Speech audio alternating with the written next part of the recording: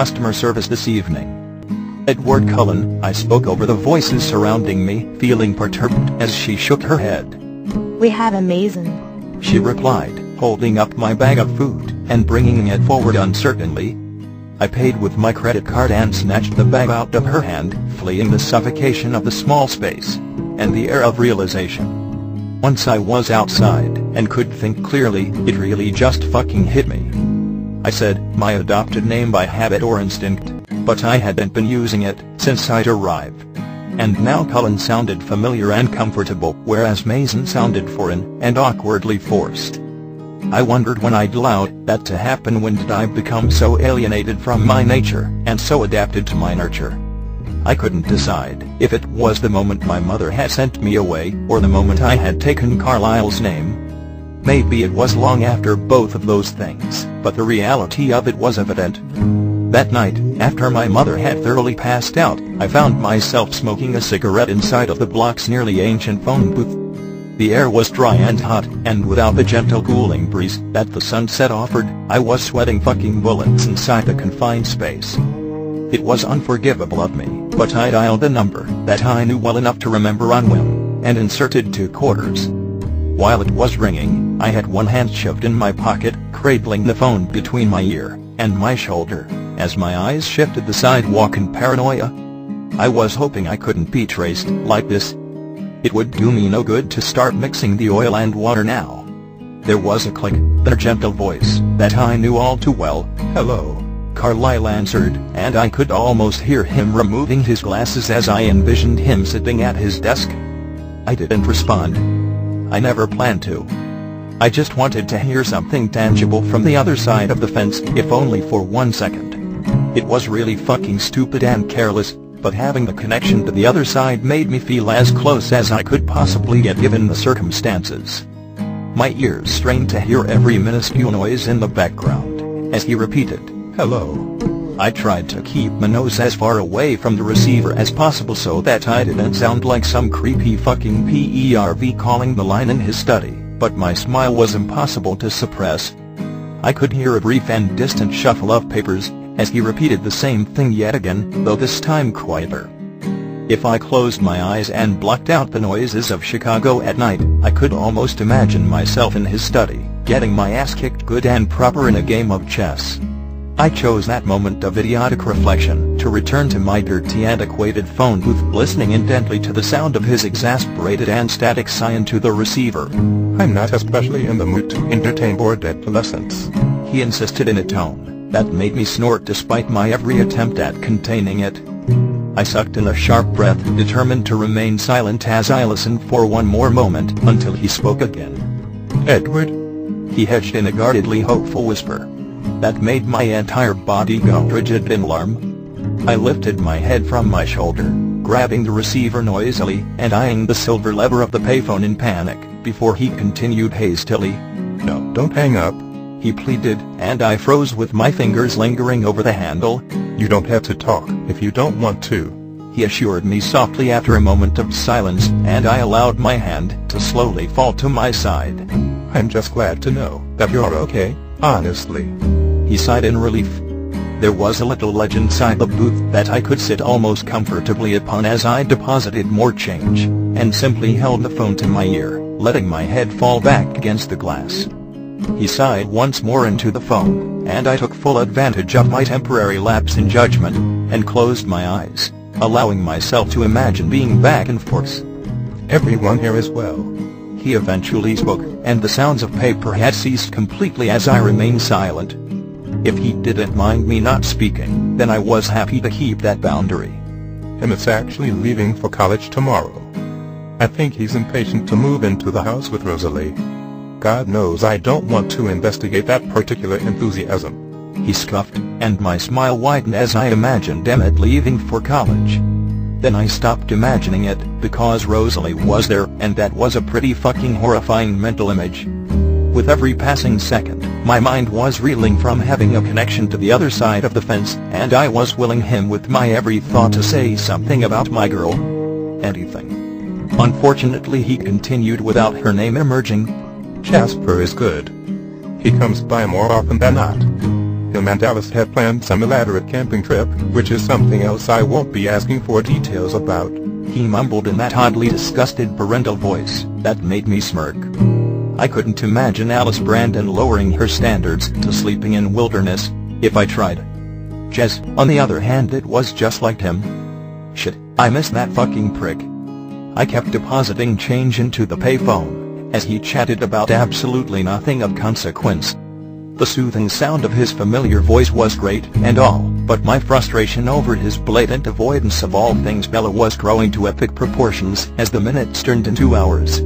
After hearing about the newly passed down ordinances, the incompetence of his landscaper, a patient with a screwdriver driven into his arm, and the latest drama of the skanky hospital nursing staff, I was confident that he'd run out of topics to discuss.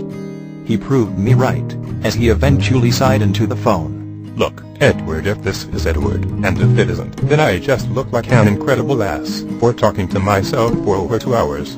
He rambled in a mumble before pausing with yet another sigh. I'm going to bed, but you're welcome to call again, he offered in a soft and sincere voice.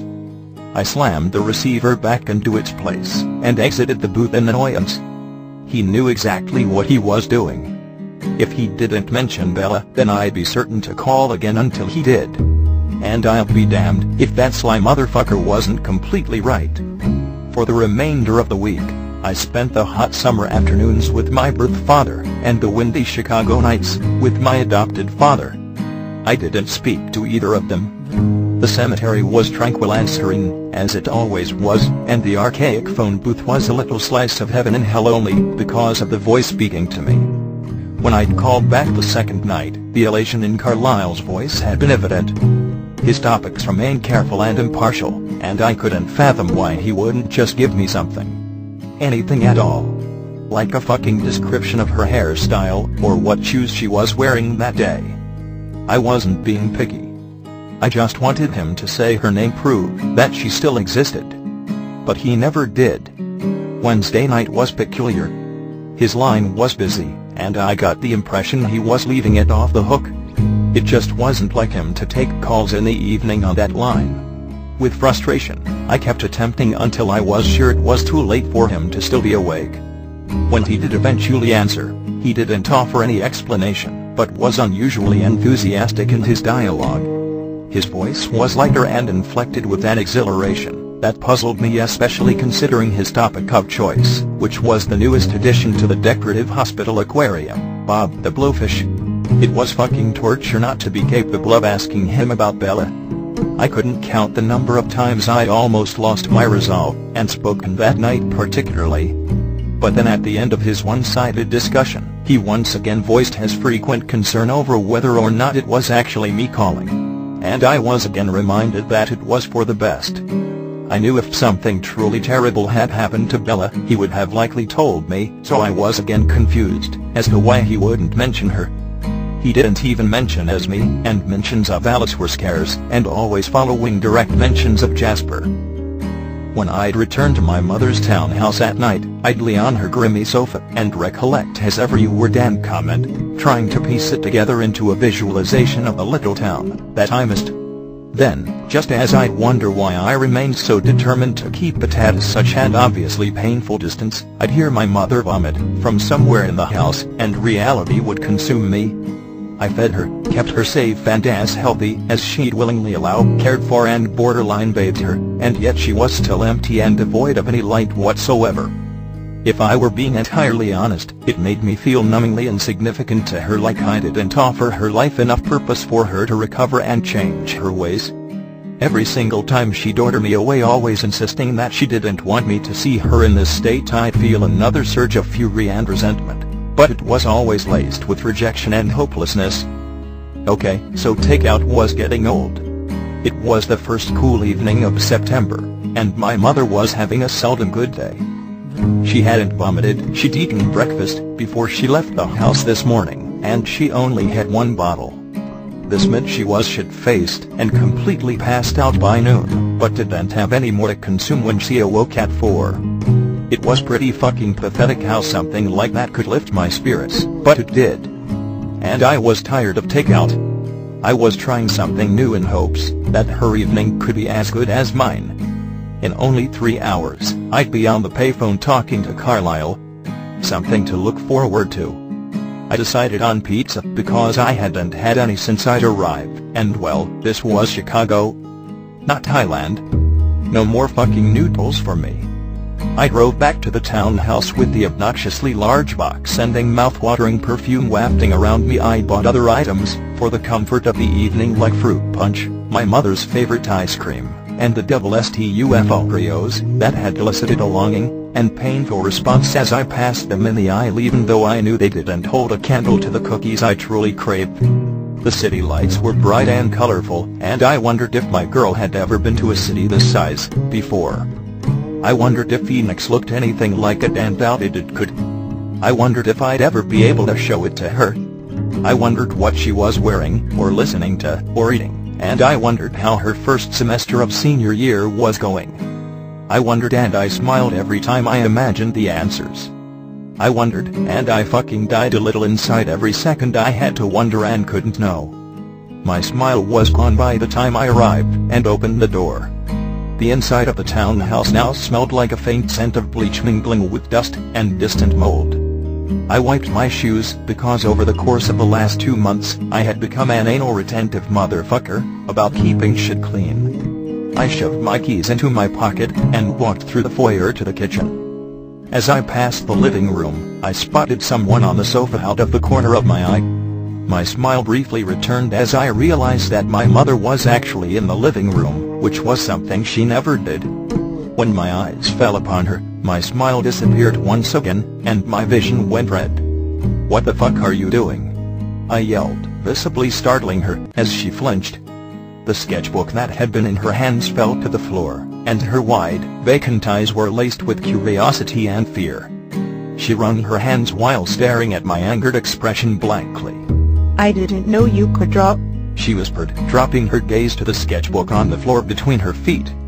I stomped across the room, my hand curling into a fist as I dropped the pizza box onto the sofa and bent to retrieve the sketchbook.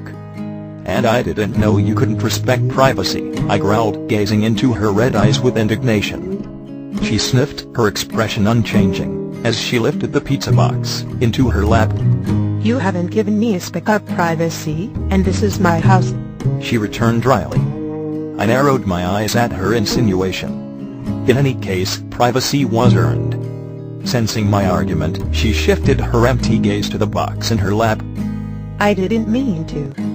I was just looking for you after I woke up, and I saw it there. I shouldn't have," she conceded in a sigh, and opened the box to remove a slice of pizza which she began eating. I neither agreed nor disagreed. I simply removed a slice and began eating on the sofa beside her. She was eating without my intervention, and I felt a brief sense of relief that I didn't have to force her, like I sometimes did. After a few moments of silence, the inevitable question came. "So who is she?" my mother asked in a cautious tone.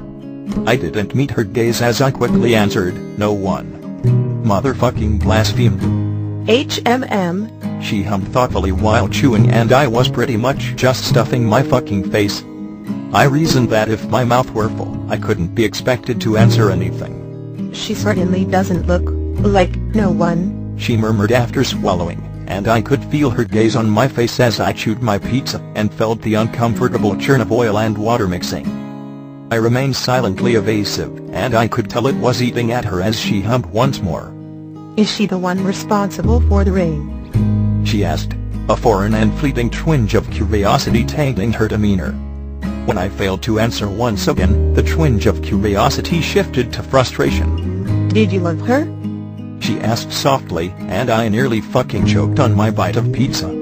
I met her gaze then, because it was physically impossible not to respond. Every fiber of my being protested her statement. "Do.